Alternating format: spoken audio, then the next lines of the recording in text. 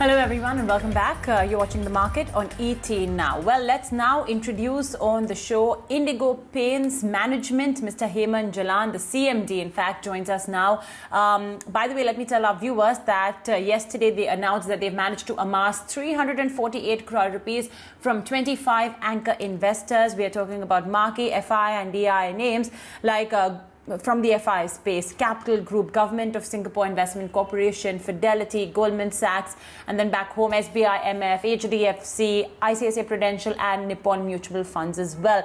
Remember that this is the 5th largest decorative paint company in India, also the fastest growing one, and its IPO opens from today. So Mr. Jalan, thank you so much for joining us today on ET Now to talk about your company to all your prospective IPO subscribers.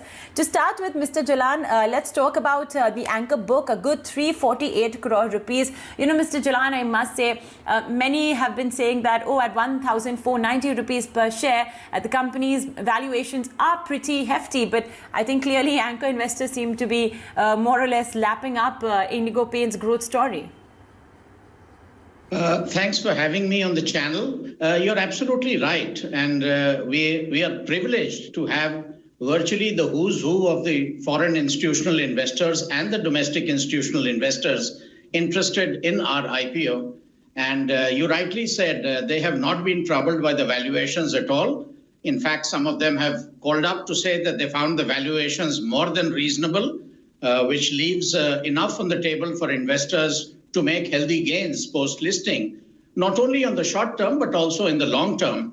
So we are privileged to have such a marquee list of anchor investors who have solidly invested in our company, and we are overwhelmed by the response that we have received.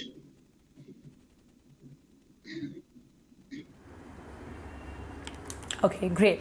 Mr. Jalan, you know, right now, like I mentioned, if I have to just pitch you against your top 4 players, obviously, your capacity-wise, you're the smallest. So, and I know you're raising around 300 crore rupees is a fresh issue. The remaining 8 to 900 odd crore rupees is an OFS. So just tell us a bit about the fresh issue. How will it increase capacity? How will it really enhance your top line? If you could just talk to us about that.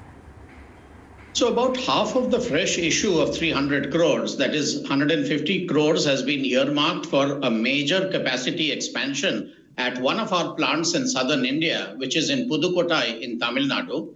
And that would be a very large water-based paint plant. And that would significantly add to our capacity in southern India, where we have been seeing a lot of growth. Also, another 50 crores has been earmarked for acquisition of tinting machines. You may be aware that, population of tinting machines through the retail network is extremely crucial for the growth of sales of any decorative paint manufacturer. And we are planning a very aggressive push in this direction. We have been adding a lot of tinting machines in the last 3 years, and we intend to accelerate that. So both of these kind of capital expenditures that we are envisaging, which would be funded partly by the IPO proceeds, should go a very long way in enhancing our sales in the future years. And it is with that in mind that we have approached the public for the IPO.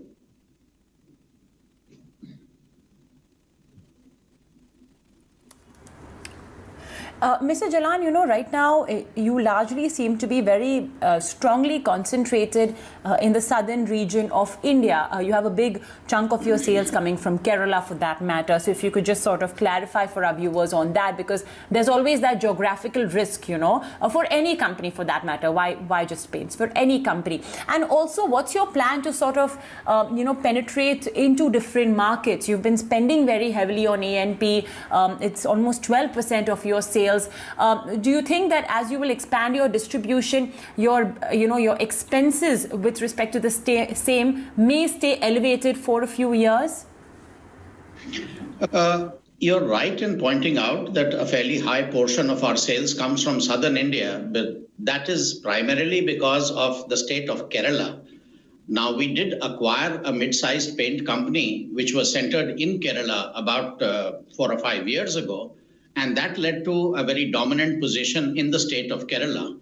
But otherwise, if you exclude Kerala, our position in southern India is no different from that of what it is in eastern India or western India. We have been a little late to enter the North Indian states, which we have entered in the last few years, and we intend to strengthen that now.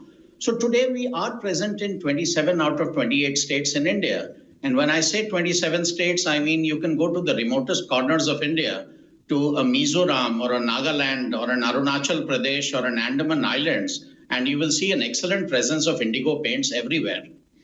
Now, you talked about our advertising spends. You must appreciate that we are up against 4 very well-established giants in this field who have been doing a tremendous amount of brand building for over 40, 45 years.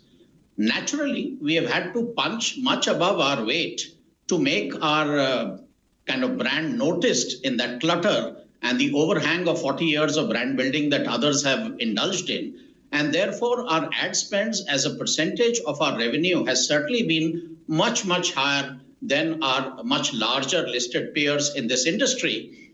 They will remain at an elevated level, but we do expect some economies of scale to come about because now our actual media advertising spends are more or less in the same range as at least the number 2 or the number 3 player in this space.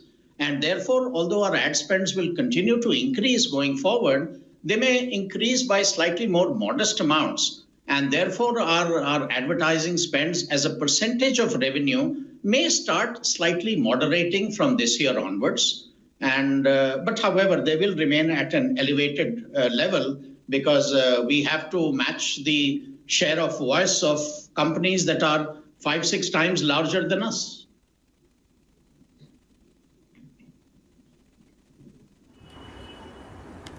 So, if you have to talk to your, all your prospective investors here watching you right now, Mr. Jalan, you've definitely been the fastest growing paint company. It's really amazing what you've done in the last decade. But many also say that, okay, the base is small, so it may be easier for you to grow. So, do you expect this growth rate to continue as you're investing in more plants, you're investing in your A&P? What can we expect going forward?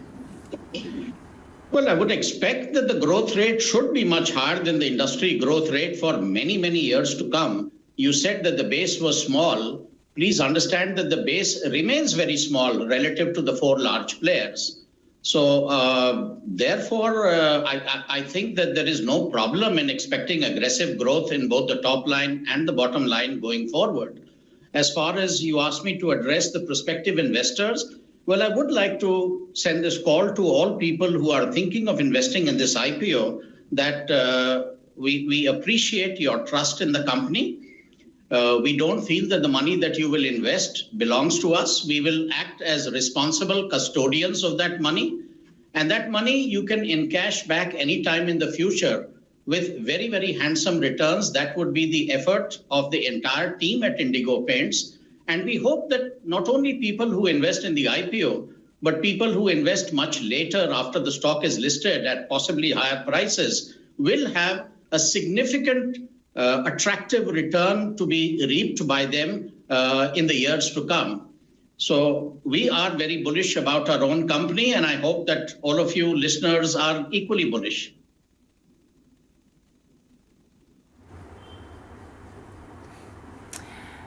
All right. Well, this was one company that, all paint analysts, paint watchers were watching out for, that when it will release its IPO and launch its IPO. It's finally here, open till the 22nd of Jan.